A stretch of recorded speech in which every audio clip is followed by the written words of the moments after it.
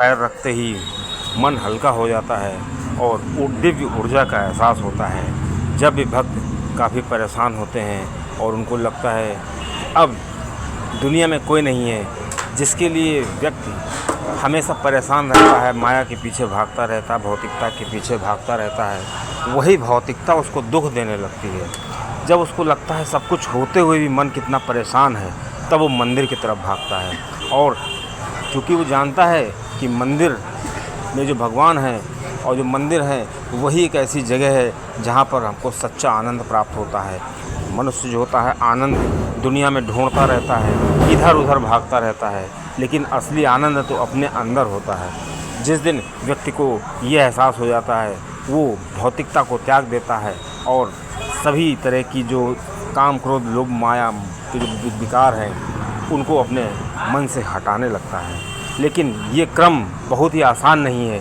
इसके लिए व्यक्ति को कलयुग में ठोकरें खानी पड़ती हैं। जब वो दुनिया देख लेता है, किसी के समझाने से उसको समझ में नहीं आता है, जब तक वो दुनिया में इस चीज़ को प्रैक्टिकल अनुभव नहीं करता है कि जिनके लिए दिन रात वो मेहनत कर रहा है, पूरी खून पसीना बहा रहा है, जब वहीं से उसको दुख मिलने लगता है, तब उसको लगता है कि अब तो मैं बिल्कुल अकेला हूँ, मेरा कोई नहीं है।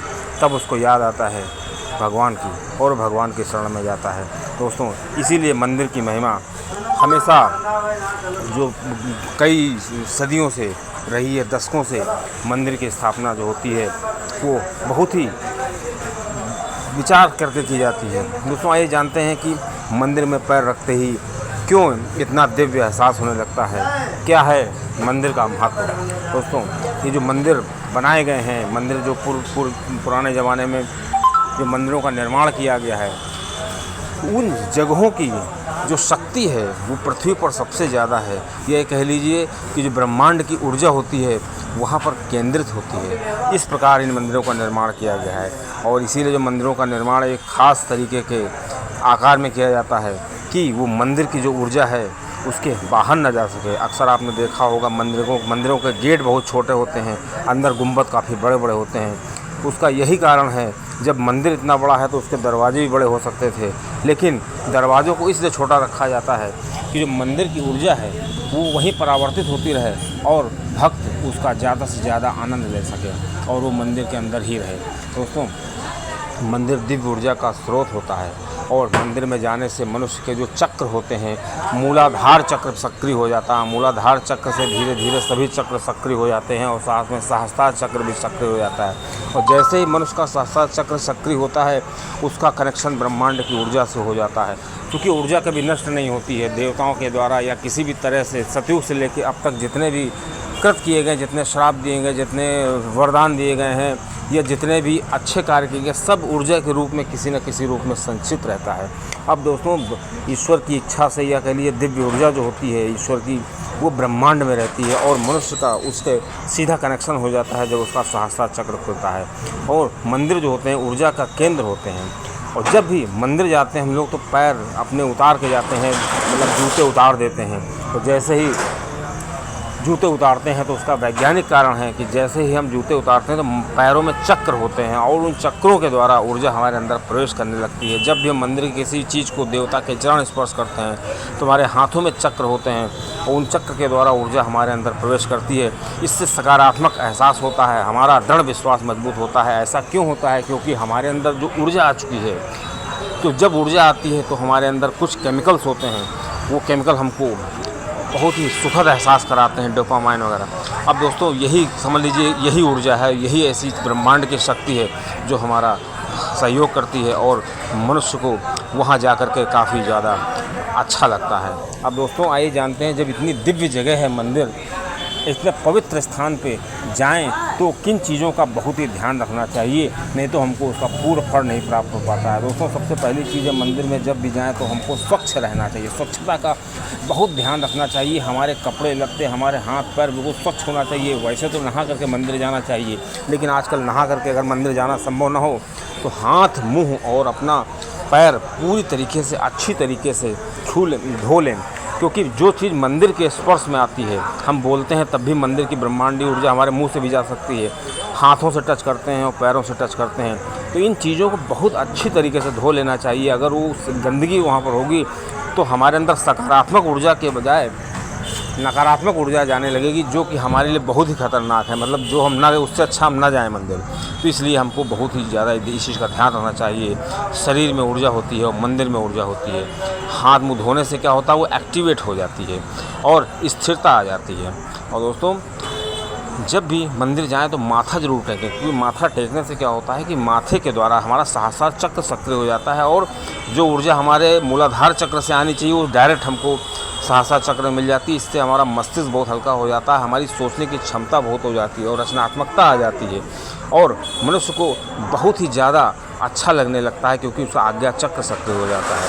दोस्तों, दूसरी जो सबसे महत्वपूर्ण चीज़ है उसका ध्यान रखना चाहिए कि हर प्रकार के जो विकार होते हैं हमारे मन में, जो विकार हैं, काम, क्रोध, लोभ, माया, ईर्ष्या, ये सब चीज़ें जो हैं, स्वार्थ है, अगर हमारे मन में छल कपट है, तो ये सब चीज़ें लेके मंदिर में नहीं जाना चाहिए। वैसे जो भक्त होते हैं, जो भगवान का ध्यान रखते हैं या मंदिर अक्सर जाया करते हैं, उनके अंदर इन चीज़ों का पहले से ही धीरे धीरे जो है कम होने लगती हैं और पवित्र मन हो जाता है उनका। तो एक तरीका जो होता है कि कोई चाहे अपना मन पवित्र कर लेंगे तो नहीं कर सकता है इतनी जल्दी, लेकिन उसका सबसे आसान तरीका कलयुग में बताया गया है कि अगर वो मंदिर जाए रेगुलर तो धीरे धीरे उसका मन पवित्र होने लगता है और उसका भौतिकता से मन हटने लगता है और उसको एक सुखद एहसास होने लगता है। यहाँ तक कि उसके पास अगर कोई व्यक्ति बैठ जाता है तो उसको अच्छा लगने लगता है, उसके अंदर सकारात्मक सोच आने लगती है, मन शांत और निर्मल मन हो जाता है। और कोई सोचे कि हम निर्मल मन लेकर के मंदिर जाएंगे तो ये इतना जल्दी संभव नहीं है। इसका सबसे आसान तरीका है, आप मंदिर रोज़ जाना शुरू करिए, आपका मन हमेशा निर्मल और शांत हो जाएगा। और लॉ ऑफ अट्रैक्शन यही कहता है ना कि जितना जो हम ब्रह्मांड को देंगे वही ब्रह्मांड हमको देगा। जब हम शांत मन से मंदिर जाएंगे, सकारात्मक रूप से जाएंगे, सकारात्मक सोच के साथ, तो हमको ब्रह्मांड से उससे कई गुना ज़्यादा सकारात्मकता हमारे अंदर आएगी और इससे हमको एक सुखद एहसास होगा।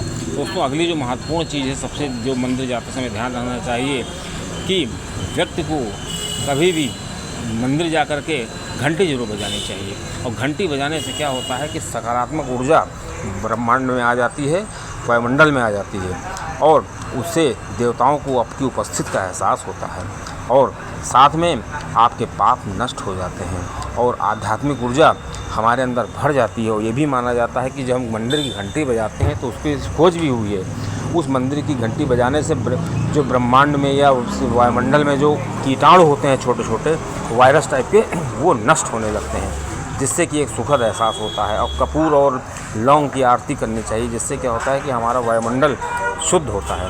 अब दोस्तों, आपको बताते हैं कि सबसे महत्वपूर्ण चीज़ मंदिर जाते समय जो ध्यान रखना चाहिए हमको कि मंदिर से आने के बाद बाहर जब निकलें तो दान जरूर करना चाहिए, क्योंकि जिस समय हम मंदिर जाते हैं तो हमारा आभा मंडल बहुत मजबूत हो जाता है, हमारा ऑरा बहुत मजबूत हो जाता है। और इस ऑरा जब मजबूत होता है उस समय अगर हमको कोई दुआ देता है तो हमारे ऑरा उसके लिए एक तरीके प्लास्टर का कार्य करता है। हमारा ऑरा इतना ज़बरदस्त हो जाता है, हमारे अंदर सकारात्मकता आ जाती है। समझ लीजिए, हमारे अंदर जो भौतिकता होती है वो पूरी तरीके से भौतिक चीज़ों के प्रति आकर्षण बिल्कुल कम होने लगता है और ईश्वर के प्रति प्रेम बढ़ता जाता है। मनुष्य का ऑरा जितना मजबूत होगा, मतलब जितनी सकारात्मक सोच, सकारात्मक ऊर्जा उसके अंदर होगी, वो अगर स्थायी होने लगेगी और वो दुआ उसके लिए काम करती है। जब हमको कोई दुआ देता है, जब हम उसको दान करते हैं तो हमारे ग्रह जो होते हैं वो अपने आप से अच्छे होने लगते हैं। सभी ग्रह इसीलिए अच्छे होने लगते हैं कि हमारी जो सकारात्मक ऊर्जा है जो हमने ब्रह्मांड से अर्जित की है वो ग्रहों पे जाकर के परिवर्तित होने लगती है,